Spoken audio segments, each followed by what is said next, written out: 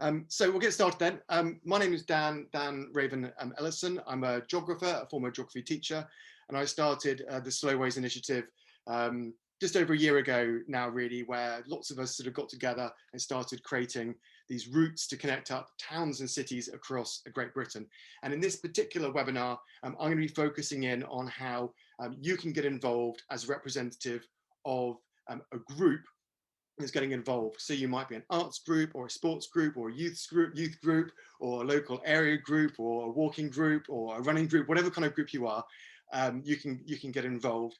Individuals can definitely get involved with Slow Ways as well. I think most people will be individuals, and obviously groups are made up of individuals as well. But I think there are particular things that groups can potentially offer to this initiative, which is ultimately about creating something really awesome for all of us to enjoy across Great Britain. And I'm going to dive into those things in a bit as well. So in the first part of this webinar, I'm just going to show you through just a very short presentation to explain what the initiative is about, where we're coming from, some very basic things about the initiative. You may have seen earlier webinars that I've delivered on YouTube or elsewhere that go into a lot more detail. But then once I've gone through that introduction, I'm then going to take you through what the website looks like. So you'll have an advanced viewing of that, one of the first people to see that. And we particularly wanted groups to see the website in advance of other training sessions, 2 weeks in advance, so that maybe you have a bit of time to prepare to get more involved if you'd like to. And this webinar that I'm recording now will be available to you as well. So I will send the recording out to you so that you can make use of it in your groups or anywhere else you want. But you can see that I've just shared the results of the poll for where we all are this evening, spread right across Great Britain, which is absolutely fantastic. So let's dive into this. I'm going to share my screen now and talk you through this all. So Slow Ways. Slow Ways is an initiative that kickstarted, really was catalysed by the first lockdown last year. It was a project that started in February 2020, and then going into lockdown, suddenly lots of people were stuck indoors, fantasizing about being able to go on walks and enjoying themselves outdoors, but couldn't, and came together to start developing and catalysing, like I say, this Slow Ways initiative, and created this most incredible map of Great Britain. And what you can see here is this schematic drawing of the Slow Ways network, these straight lines, and the wiggly lines underneath, which the actual routes that people designed.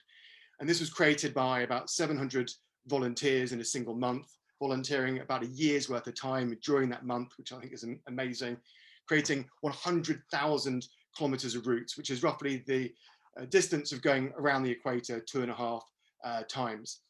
And these routes all connect up around 2,500 terminal destinations around the country. And these are all the towns, all the cities, well over 1,000 of the most populated places across Great Britain. And then some places that are smaller because they were important for connectivity in the network, or because they were very important to that particular part of the country. So really what we're trying to do with this initiative is get more people walking more often, further, and for more purposes. And while there are lots of people and lots of organisations that clearly want people walking more often, I think Slow Ways is a little bit different in that we're also asking people to consider different types of journeys people might make for different purposes. Quite clearly, lots of us are used to walking to the shops to go and get our milk, or to the local pub to see friends, that kind of thing. But what about if more people started walking much larger distances to see friends, to see family, for work, for dealing with bereavements, for art projects, whatever they may be, is where we're interested in, as well as more local journeys as well. So quite clearly, walking is really beneficial. I'm not going to go into great depths now with this audience particularly. I'm sure that you all know how powerful walking is, but clearly it's really important for our mental health, our physical health, our well-being, our connection to landscape and other people and places. And when we get people walking more often, connected to each other, that's how we can create sort of community, I think, as well. So there are lots of benefits to walking. And if we can get people walking more often, then I think we'll see more of those benefits as well. But I'm sure that many of you are tuning in, not necessarily just because you want to see those benefits, but just like me, you enjoy a good walk, whether that's going a short distance or a much larger distance as well.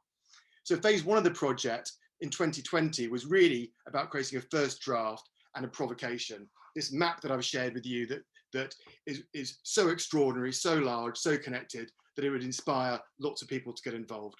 I'd like to take a moment just to thank every single volunteer, every single individual who's helped to get the initiative to where it is so far, creating all these routes through literally thousands of clicks and decisions, an incredible amount of goodwill going into the project so far. And what that means is that the network looks a bit like something like this on the ground. So here we're looking across from Wales into the Malvern Hills and over towards the West Midlands.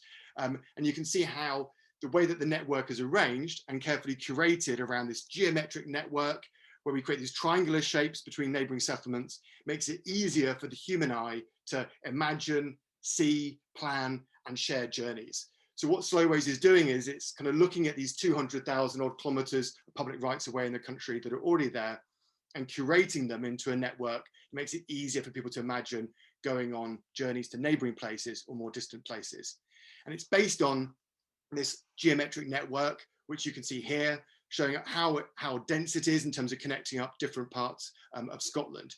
Crucially, it's important to know that this is an intertown, an intercity network.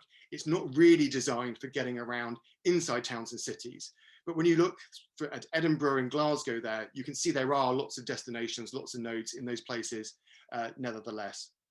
So what we asked volunteers to do, working online, was to use OS Maps, the online mapping platform from Ordnance Survey, to create routes that, as far as possible, followed that schematic diagram that I just showed you of that geometric network, that were, as far as possible, safe, that respect local codes and laws, to be accessible to as many people as possible, to be direct, off-road, have resting places to eat or sleep every 5 to 10 kilometres, pass through train and bus stations, be easy to navigate, be enjoyable and beautiful, and use established routes. Actually, these this methodology has changed a little bit from when people first created the routes, but it's pretty much so, very, very similar. And this thing about as far as possible is really important, because quite clearly, if we've got a long route up in the Highlands of Scotland, there's not necessarily going to be somewhere to eat and sleep comfortably every 5 to 10 kilometres. And there are some places where a bit of road walking is actually the very best way you can walk through a part of the countryside. And even the idea of safety, I think, is relative to the environment you're in. But this is the methodology that we're using, this idea that we want to be direct and as off-road as possible. And the last 2 points really about being enjoyable and beautiful, or using already established routes. Actually, there are lots of initiatives that do that. And the geography of the landscape has changed over the last few hundred years, as has people's needs and desires and where settlements are. So while 9 and 10 are clearly important to us, really Slowways is, yes, about creating a network that we can enjoy, but it is about getting us from A to B as well. So being distracted by ancient routes or beautiful routes is not necessarily the focus of the initiative at the moment. So just to say, a really important thing to understand is that a Slowway isn't really just one route between two places necessarily. A Slowway is the idea that all of us should be able to walk or wheel reasonably, directly, safely, enjoyably between any two neighbouring settlements. And I would argue that if we can't make that journey on foot reasonably, safely, directly and enjoyably, then I think something's going wrong. We have that ambition for our road network with our cars, so why shouldn't we be able to do that by foot as well? But the reality is that depending on your needs or desires, you may need to go different ways to complete this particular Slowway. So this particular Slowway here between Beaconsfield and Slough in the south of Great Britain, there may actually be 1, 2, or even 3 route options. And you can just imagine that maybe route 2 might avoid stiles. That might be an issue for some people. Route 3 might avoid fields of cows, which we've been told lots of people are concerned about. And so route 1 might be the most direct, but maybe it goes down a canal footpath, which people wouldn't be very comfortable using at night time, or maybe up in the Highlands of Scotland or the north of Wales, maybe route 1 might take you right over the top of the mountains, whereas route 3 might take you the long way around to be more achievable. So Slowways actually has multiple route options, and on the website I'm going to show to you, not only can you see multiple route options where they've been submitted, but as we review and rate and survey them so we know more about these paths, we should also be able to surface the most appropriate route to people who have particular user needs or desires as the initiative develops over the next few years. Just as a quirk, if you hadn't heard about this, Slowways themselves are named after the 2 settlements that are connected. So Beaconsfield to Slough is actually called Beeslow, which is one of my favourite names, and lots of them have these beautiful, charming names. And then the different route options are called Beeslow 1 or 2 or 3, etc. So phase 1 was all about creating that network of routes in a giant provocation to inspire us to imagine how we might start moving around the country differently. Phase 2 is about saying, well, that's great that a whole load of people create those routes from their living rooms and kitchen sinks and from their conservatories and gardens and bedrooms and wherever they are, wherever they were. But in phase 2, we need to walk and review and actually make sure that this network works on the ground. We need to ground truth it. We know that there's going to be routes that people created when looking at OS maps that look like they were following good paths, but might actually go down not particularly good ways. Equally, there might be some local knowledge that your group has around permissive footpaths or rights of way that other people hadn't noticed. That might be a perfect way to make a journey, and you might want to review a route to make that point, or even submit a new route that you think is better than what's been submitted previously. So we actually thought that the initiative was going to launch at the end of last year, but a couple of things really delayed that from happening. Firstly, obviously, we've had this awful disease for all of us to deal with, which has left many of us captive indoors. But we've also used that time effectively to build an even stronger website to enable us to actually run this initiative with everyone who wants to get involved. And to date, 80,000 people from across Great Britain have signed up to get involved, which is absolutely fantastic. And over 800 groups from across England, Scotland and Wales have signed up as well, which is absolutely fantastic, especially when you consider that some of those groups will contain many tens or hundreds or even thousands of people. So the next challenge is around getting onto the ground, looking at these routes that connect up these different places and making sure that they actually work by walking, reviewing, and helping to make sure they work. That is an incredibly large job. If you can imagine, we've got 7,000 plus routes that might grow to 14,000 routes very quickly, very large numbers of people with a lot of different opinions about those routes. Some people wanting to be very artistic and cultural around them, or wanting to go on big journeys using them, and other people wanting to be very critical of how they could be better. That's a big conversation to have, not just locally about your local footpath, but actually it's a conversation across the Great Britain and many of the isles that surround Great Britain as well. And so to help enable that to happen, we reached out and got funding from Sport England through a COVID Innovation Fund, which is funded by the National Lottery to help with the work in England. And then Paths for All, helping us develop the work focused on Scotland. Both of those organisations being really focused on how can we reach and work with people who maybe don't normally get out walking routes like these. Very early on, if it wasn't for support from the Kestrel Mountain Trust, this initiative maybe not even got off the ground. And then the Pilgrim Trust are also very concerned about getting more people walking who maybe aren't currently enjoying footpaths as much as they could do, and so are supporting us as well. And then we're very fortunate to have technical support from Ordnance Survey, Esri and Costain in developing this as well. So groups, how can you get involved? How can you get involved as individuals, and how can you help as groups? I'm going to come at this from a just very top line to start with, and then I'm going to show you around the website. And I'm very much hoping that in your group, you will self-organize and get excited about contributing to this in one way or another. So essentially, the core thing we're asking everyone to do, individual or group, is to choose a slowway, a route from a map like the one you can see here on the right, to walk it, or if you know that you can get through it, then to wheel it instead. And when I say wheel it, I mean in a wheelchair rather than a cycling. This isn't a cycling network yet. And then finally, to leave a review. And this review thing is really important. And you'll see this when you see the website. But going a bit more deeply, a review can actually mean a number of different things as well. So there is a page called a review page, which is a bit like on Amazon when you leave a review, if you use Amazon, where you can give it a number of stars and you can tell people what you think of it. And so you can leave that rating there, and then that rating out of 5 stars will give people an indication of how good that route is. But we also want people to verify whether or not the routes are good enough to be in the network. That doesn't necessarily mean that the routes are fantastic or brilliant or perfect or the world as we would like to see it. It's relative to the other footpaths and ways to move around between those particular 2 towns and cities that a route is connecting. Is it good enough to be in the network? Is it safe enough? Is it direct enough? Is it good enough to be in the network? And if 3 people verify that a route is good enough to be in the network, then a snail symbol appears with a tick on its back and it joins our verified, trusted network.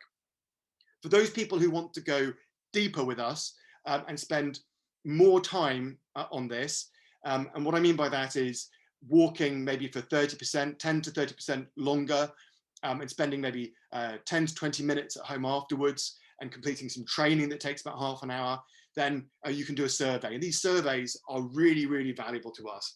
Because as you'll see, they collect all kinds of information that give information about the network that help people know if a route is desirable or usable for them. So as we go forward, this might be as simple as knowing that there's accommodation on a route that costs 50 quid or less, or that there's no cows on a route. But for people who are dependent on a wheelchair, whether or not their wheelchair can even fit through the spaces on the route, or whether the gradients get too steep for them to use as well. So those surveys are really important. We're very keen to find people to help us with those surveys. So as a group, there are a number of ways in which you can make particular contributions. And I'm just going to suggest 3 to you for the moment. The first one is to swarm a particular route. And what we mean by that is the more reviews and the more verifications and the more surveys we have of a particular route, the stronger the information we know about it, and the more we know that we can trust it, have it on our network, and other people can follow it. And very early on, it means that we can have some exemplar routes, where we can show people what a full living route looks like in terms of all the information that we'd like to see inside it. And so having 3, 4, 5, 10, 20 people swarm a particular route and really make it abundant in the amount of information in there with reviews and stars and verifications and even surveys is very, very powerful. The other thing that you might want to do, and I know that there are some people that I spoke to at a meeting in Herefordshire who are keen on this, you might want to swarm a particular area or geography. It could be your town, your city and the neighbouring routes, or your county. And I know in Herefordshire, they're hoping that they might be the first county to verify all their routes. But you can imagine how small groups of people splitting up, almost like a treasure hunt or a scavenger hunt, moving through the landscape could very quickly verify actually quite a large area.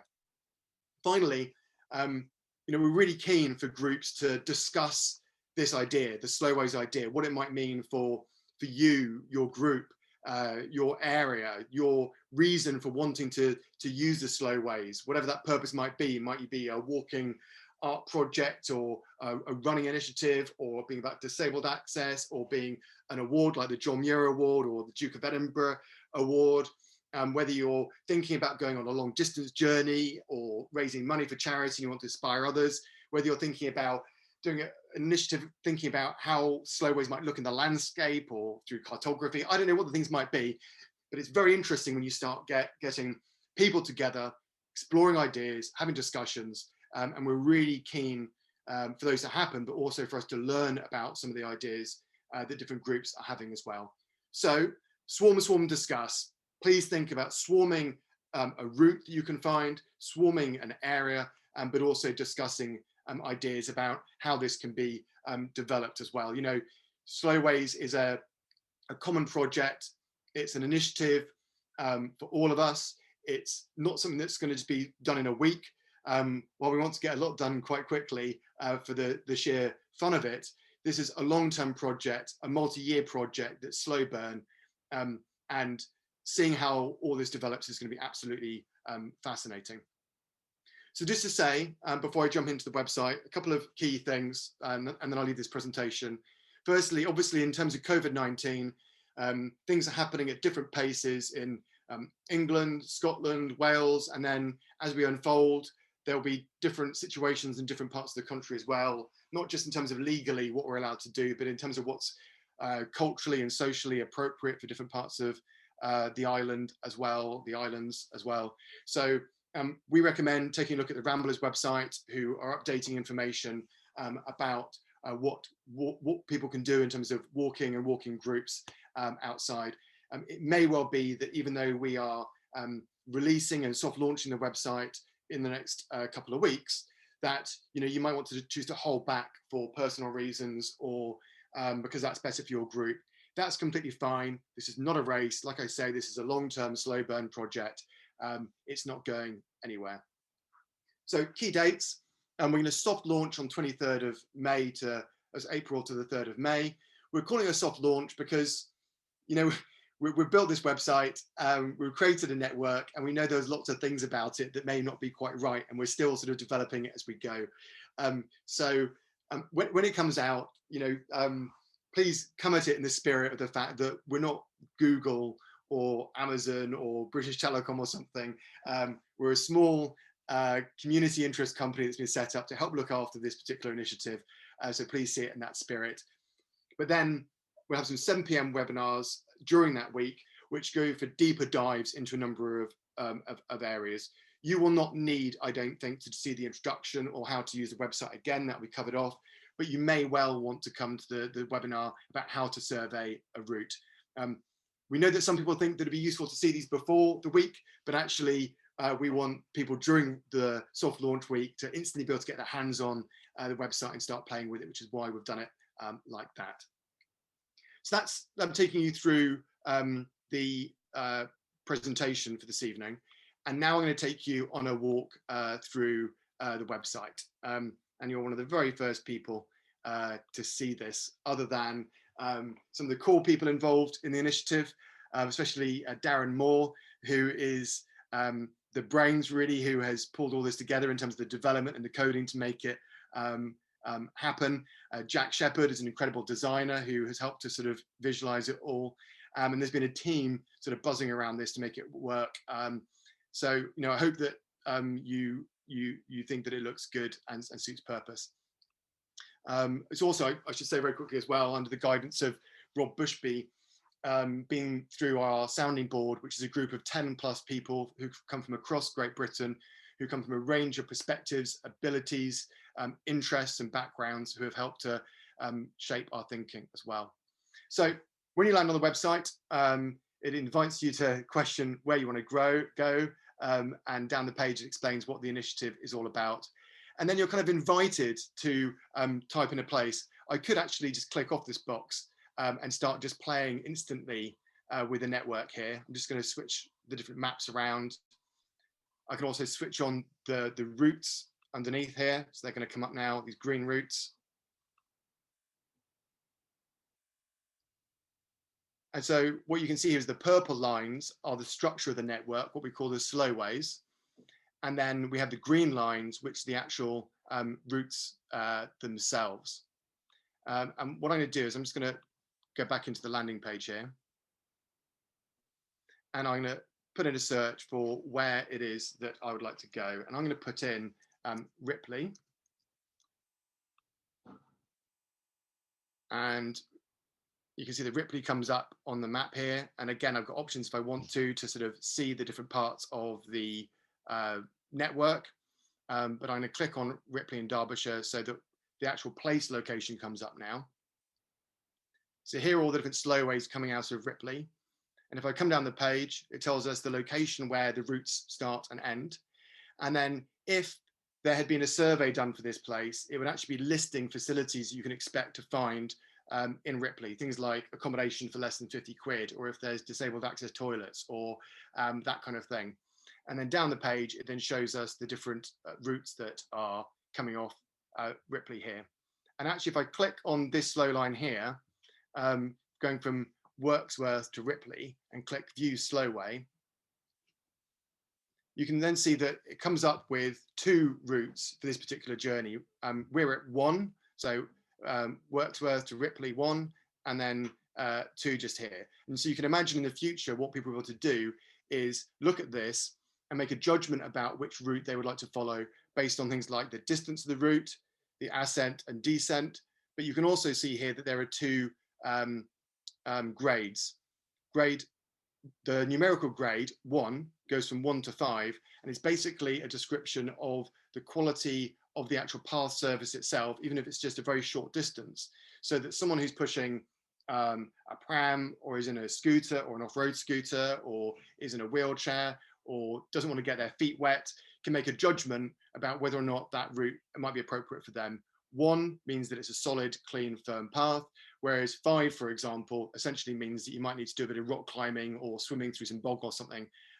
3, on the other hand, is between those 2 points.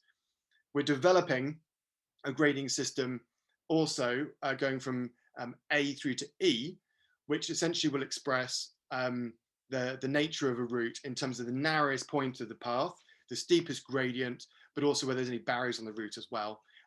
We've done a lot of consultation around that, speaking to experienced community, to Paths for All, the people who are currently reviewing Countryside for All at the Sensory Trust, thinking about how all that will work, and have decided that we're going to wait until we've heard more from our users and seen the nature of our network before we finalize that secondary grading. And instead, for now, we have grades going from X, Y, Z, Y meaning that the route has no steps or stiles at all, so you have complete access, and X meaning that there's at least 1 flight of steps and some kind of a barrier there that means that if you're using a wheelchair or something like that, then actually there's highly likely to be something that's been blocking your route. Anyway, so what I can then do is I can click on this particular route. We're at 1, and you can see that I could sort of zoom in if I want to. I can also change the map behind it as well to help. It's worth saying that at this point that Slowways is not a navigation app. We're not expecting you to use this website for your actual navigation. Instead, what you're going to be doing is downloading your route and using that route on a mobile phone or another device to navigate the route. You might be using OS Maps. You might be using another platform that you like for map reading, but you would download it and do it there. Or alternatively, like I'll show you in a moment, you could print it out as well. But we don't expect you to be walking around with the Slowways website on your phone or another device. This website is really built as a way for us to verify and strengthen and review and talk about and share the network and plot routes through it, not for the day-to-day navigation. So you can see here that on this route summary, we've got some different information about where the Slowway goes, what it's called, a name of a creator, if there's one there, information about ascent and descent. And then we've got a series of tabs that we can use to drill into further information about this particular route. So if this had actually been created later, this was created very early on in the initiative, there'd be more of a description here maybe. And if any photographs have been taken of the route within the review section, they would be appearing here as well. But then what we can then do is click on the different tabs to drill in for more information about it. So you can see here, for example, that someone could leave a review about the route, saying what they think about it, what's good or not good, and click to see the number of people who have left different reviews. But this is the first thing that is really, really helpful for people to do, is walk a route, come back and click on the route page to say they're going to review this particular route. So you're going to let us know what you think about the route by, for example, giving it, I'm going to give this route 5 stars. I've not walked it before, but we're going to wipe all the data, so let's not worry about that. And I'm just going to write, this was brilliant, but maybe avoid if you don't like cows. People have talked about that. And then I could upload a photograph if I want to. And then you're asked to verify the route and say whether or not the route should be in the network or not. Is it good enough to be in the network? I'm going to say, yes, it is. There's more information about making that decision down there, including the methodology. And then submit the review. And And then you can see here that this route is now being verified by 3 people. And so it gets a tick in the shell, and we know this is verified and trusted. If in the future, more people are saying it shouldn't be verified than say it should be, then actually it can become unverified again as well. Also on this page, we've got a geography tab. And with the geography tab, you can see a profile of the route, but also we've used Corine Copernicus land use data from the European Union, so land cover data, which shows you the percentage of the route, which is, for example, urban or woodland and that kind of thing. And then we've got this tab here, which is essentially a real deep dive into what the nature of the route is like. This is all false information for the moment, but I'm going to quickly go through this so you can see the scale of ambition. And if you want to get involved with actually surveying a slowways route, then please come along to the training on that at the end of the month. So with surveys, essentially what we're doing is collecting information to let people know whether the route might be desirable or suitable for them or not. And only people who have completed our surveyor training, which is linked to from this page, are able to survey the particular route. And on here, ignore these photos, they're just some dummy photographs at the moment, but there'll be survey photos which are different to the photos in the review section. The review section might have pictures that just look beautiful of like a path going alongside a cliff or through a woods or something. Survey photos are photographs of obstacles, barriers, path surface qualities that will help people make a decision whether a route might be appropriate for them or not. And when you click through on those, we're going to be sequencing those. So actually, either you can leave photographs for just a section of a slowway in terms of, so not a section, just the highlights of a slowway in terms of the narrowest section or the most challenging barriers, or you can complete a survey that reveals photographs for every new chapter or moment as you move through a route to show people what all the barriers look like and what all the path surfaces look like, so they're able to make a comprehensive decision about whether or not they can complete a route or not. But on the survey, we ask people to log down whether or not what facilities there are on the route. So for example, Wi-Fi or campsites or bothies, or whether there's a convenience store or train station. So note down any challenges that may be on the route. So for example here, if I drag my mouse over, it says yes, 2 people say there are stepping stones on this route, 3 say no, 1 says maybe. So the point here is that sometimes there are things which are ambiguous, and so we're going to let people choose. I'm not sure whether stepping stones are ambiguous. This is just playful data in here. It's not real data. But you can see that what we're doing is we're saying whether or not we think something's here or not. And then people can then make the judgment based on the number of surveys on whether or not they believe that information or not. There's then lists of obstacles such as castle grids or ladders you might need to pass. Information about accessibility, so whether or not it's free of stiles.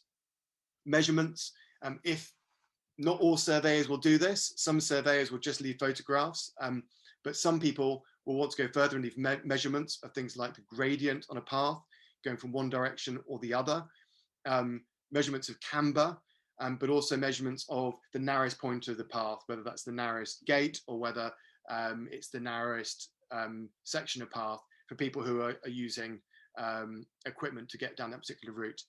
We also have a section where people can say whether or not they've completed a route successfully with different sizes of dogs or prams or mobility scooters of different sizes and abilities, and also whether or not an expert, a self-verified expert who might be a public right of way officer or someone who's been trained in that access, whether or not they think a route is appropriate or suitable for people who might have particular equipment or requirements. We also ask people to estimate the percentage of the route which is, for example, on road or is muddy and that kind of thing. And then what you can then see at the bottom here is we then have space for the surveys to go even more deeply as well.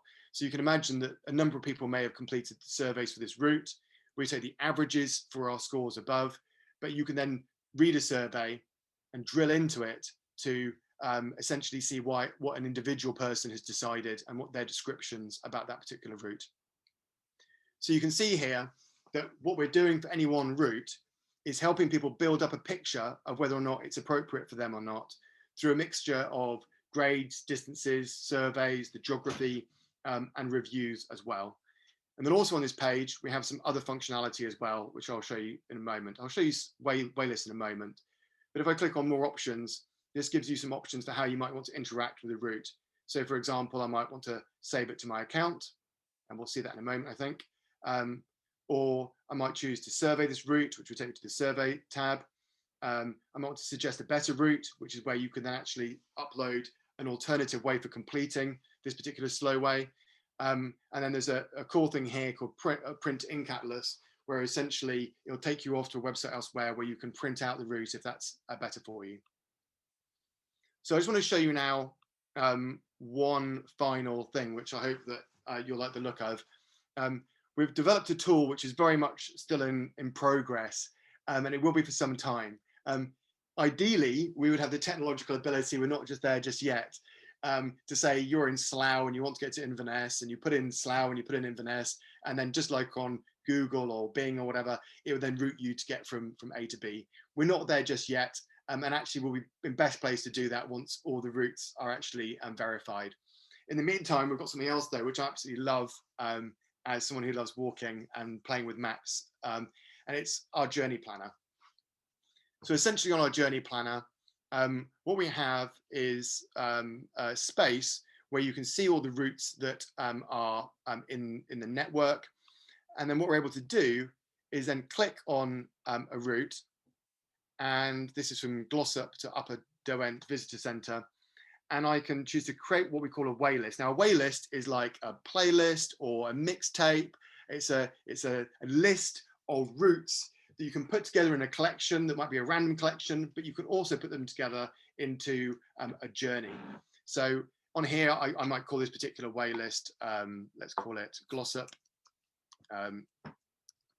Glossop to, let's call it Inverness. Save to waylist. You can see that it pops up just here. And then what I'm able to do is I'm able to just literally just click on these routes and very quickly build up a longer distance journey. So you can imagine the moment you might have to use, you're getting out your big Ordnance Survey map and you're looking through and you're trying to work out the best way through from one place to another.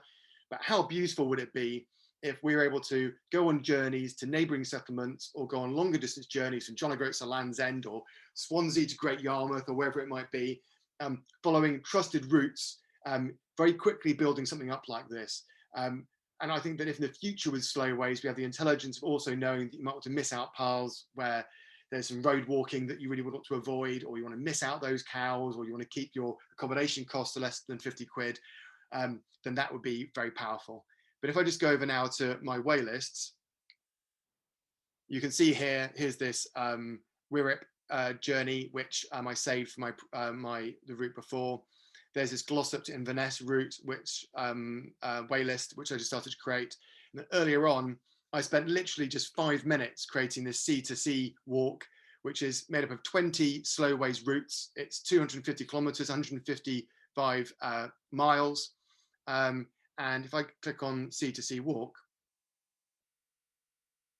you can see this slowways journey here going across from Blackpool to, I think is it Scarborough, or it was to Scarborough, connecting up these different towns and cities and villages.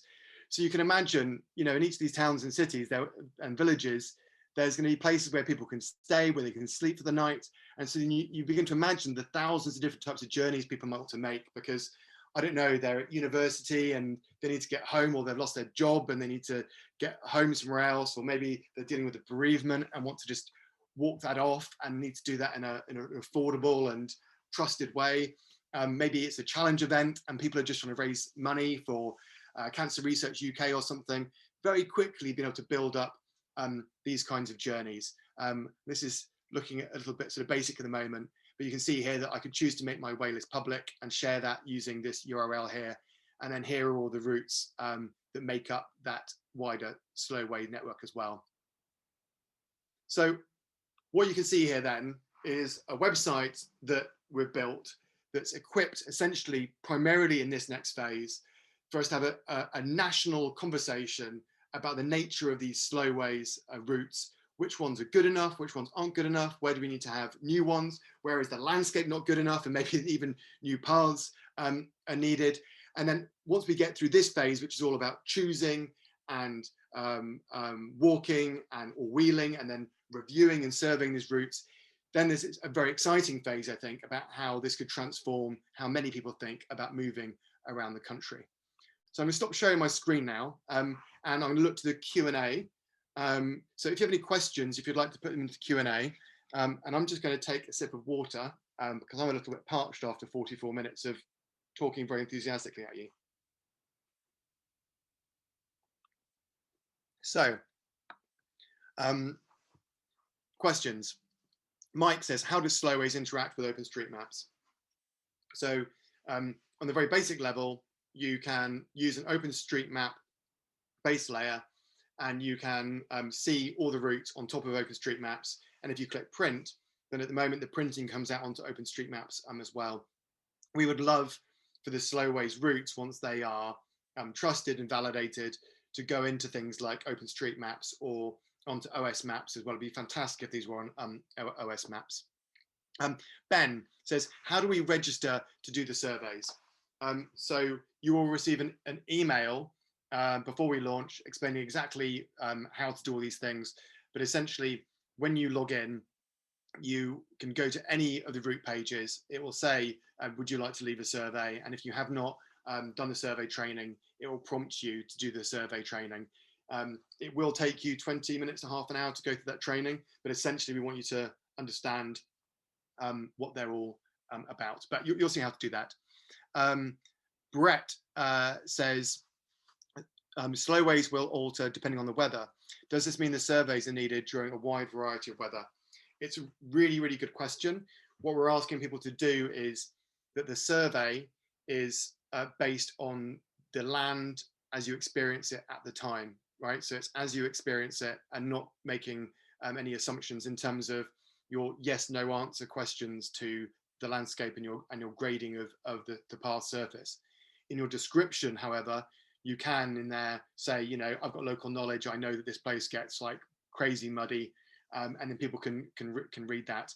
And then yes, ideally, would have them at different times of the year so people can then make a judgment based on that. And we do ask people when they complete the survey to say what the weather has been like, what the ground's like, and also what the season was as well. It's a very, very good shout. It's very important.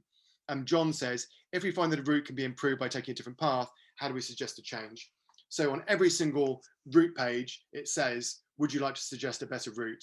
And what you need to do is just click on that and then upload a GPX file for the better route you've suggested.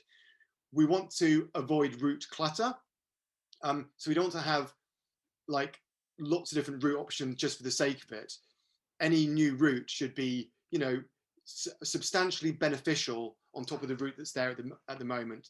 So it might be that it's more direct, or the signage is better, or that there's less styles, or that it's flatter, something like that. What's very important to know is that all of our routes need to start and finish at exactly the same point. And again, there's guidance on the website how to do that. Mike says, have you identified any particular ways that local data from sensors could contribute to Slowways success? We've not done things with sensors, Mike, but email us. We'd love to know what you're thinking there. John says, when can we see the ways? So we're going to release the network on April 23rd. There's a small chance, don't hold me to this, there's a small chance that for all of you who have signed up who are part of groups, they will email the group's newsletter and give some advanced access potentially. But I can't promise that right now, but it might happen with some conditions attached to it. That's when you'll be able to see all the routes. We've not wanted to share the whole network until we've been able to have a website to hold the conversation, because we haven't wanted to have thousands of people emailing us, telling us about things that are missing or that could be better, when the purpose of the website is to hold that conversation. Michelle says, what's the best way for groups to connect and organize swarming? So we're looking for people to self-organize. We're not organizing any central way for this to happen. We think that the country is big enough and there are enough routes that overlapping shouldn't be an issue in terms of coordination, but where overlapping does happen, actually it will just provide even more data for the initiative, which will be beneficial. In terms of within your group itself, it is about self-organizing. So it'll be about saying, when the website is released, looking at the routes in your neighborhood, and then deciding in your group whether or not, given where you are in your part of the country on COVID conditions, whether you want to try and visit lots of routes, whether you want to have lots of people visit a route consecutively, one after the other, whether you want to, organize yourself in any way you want. We don't have a particular way of organizing it other than to think about how you can have lots of people looking at a particular geography, whether that's a single route or multiple routes in your area. I'm not sure how helpful that answer was. Email me if you want to discuss that further, Michelle. Catherine says, your presentation has been great. Will it be available to share with my group afterwards? Yes, Catherine, I've videoed this and I will put it on YouTube, and we'll email you with a link to the YouTube video in the next few days.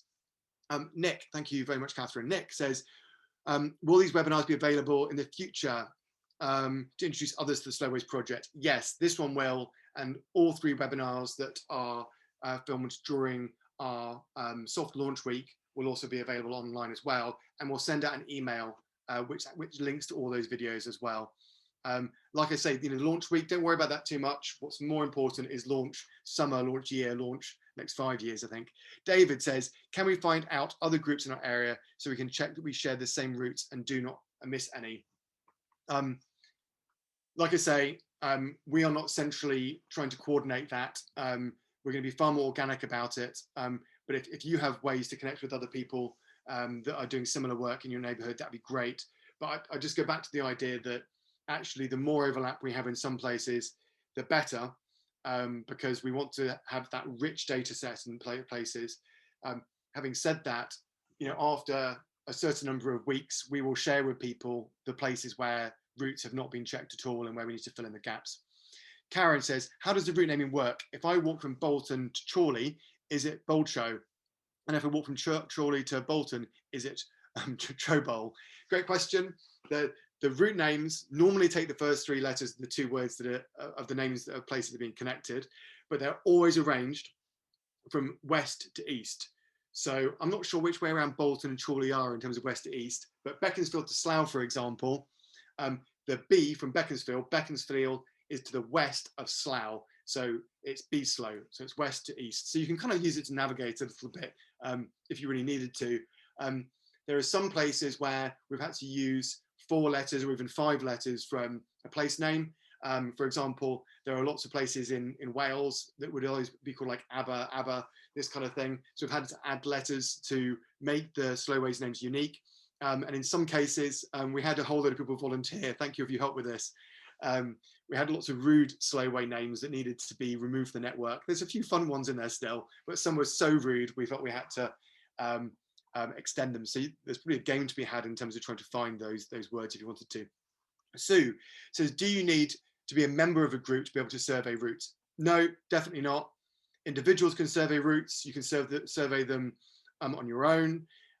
Everything about Slowways you can do on your own. I think what's special about groups, though, is whether you're a group of 5 people or 1,000 people, is being able to swarm an individual route, swarm an area, but also thinking about getting together and thinking about how could you make the most of Slowways in your neighborhood, in your area, for your walking group, for your purposes. And we don't have answers to those questions, but we'd love to know your thoughts on those.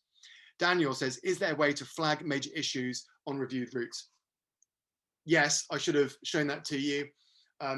So firstly, if there's a problem with a route, as in the route is going somewhere dangerous, the route does not reflect the paths in the area, and actually it goes through places that shouldn't be accessible, anything like that, then you can report them into our system, and we'll try and deal with them, and we'll review them. Also, if you do a survey, there's an option to flag routes to say if you've identified a problem, and then we can then deal with them as well. If it's not a route issue, but a path issue, right? So there's an oak tree on the path, or there's a bench that's broken, or there's a bridge that's down, then we'd recommend that you go to Pathwatch, which is Rambler's project, to essentially map and report to local councils or landowners issues on paths themselves. So you talk to Slowways about the drawing of the route and any issues with that, whereas anything on the paths, you'd probably go to Ramblers or to your local rights of way team. I am just going to see any questions at the top. No. Right, I'm just going to answer just a couple more questions. It's Karen's. So Roth from Porth Call says, you mentioned taking dogs on the walks. What about including info on where dog poo bins are located? In my current dog walks, I'd love to know ahead of time where they are. It's a great question. So we wrestled with this an awful lot in terms of this issue about where things are. So at the moment on the survey, we're asking people if something is on a route, and also to take photographs to show the chronology or where they are on a journey going in a particular direction, where a particular obstacle might be. We're not yet mapping individual obstacles. It's our belief through the work we've done and speaking to lots of other people that we desperately need to have a project which is ultimately about mapping barriers. But the issue with that as an initiative, or not just barriers actually, but also things like dog poo bins and things. But the thing is, what we need to be able to do is not just map where they are, but we also need people to say when they're no longer there as well. And that's certainly the case with things like an oak tree falling down or a river being in spate or something like that. But it's also true of maybe dog bins that are so overflowing with, bags of dog poo that they need dealing with. We think there needs to be an inter-organisation project between Slowways, Ordnance Survey, Ramblers, National Trust, Sustrans, public rights of way officers, councils, all these groups, essentially where people can, whoever they're like aligned with, use an app or something where you can map out what a problem is, but then someone else could come along and say that problem is no longer there anymore and it's been resolved. So we're very interested in that and are looking for organizations and friends who we can partner with to make that happen. Right, we have only got a couple of minutes left. I think I'm going to leave it there. But what I'm going to do is I'm going to save the chat, and I've said this previously in other webinars. We'll go through the questions, and when we're developing our Q&A on the website, we will look to answer as many of those questions as is reasonable and help there where we can as well. That aside, if you have a burning question that you really need to have answered, then please feel free to email us at hello@slowways.uk. And Christy, who replies to all of our emails, who, if she's here, thank you very much, Christy, or myself or someone will reply to you. But it's worth knowing that we've had, over 300 people on the webinar this evening. We've got a very, very small team at this end. So please be patient with us when we reply. And please do look at the facts page on our website before getting in contact as well, in case the answer to the question is there. That said, thank you all so much for your time this evening, for your interest in Slowways. I hope that this presentation, this webinar has excited you in the project, and you can see how your group can be part in helping make this national walking network for Great Britain, to get more people walking more often for more purposes, to improve our health, our well-being, our enjoyment, create friendships, connections to all kinds of places. Super exciting initiative, and to have you involved. Please do spread the word by following us on Twitter and on Instagram, but also encouraging your members to sign up for our newsletter at slowways.uk. But over the next couple of weeks, we're going to be working hard to get everything ready. Please do mark some time with your groups to swarm your local route or local area, and to get thinking about what it might mean for your area as well. But it's been a pleasure chatting with you all this evening, and very much looking forward to collaborating with many of you over the coming weeks, months, years. It's going to be fun. Take care. Thanks very much. Good night.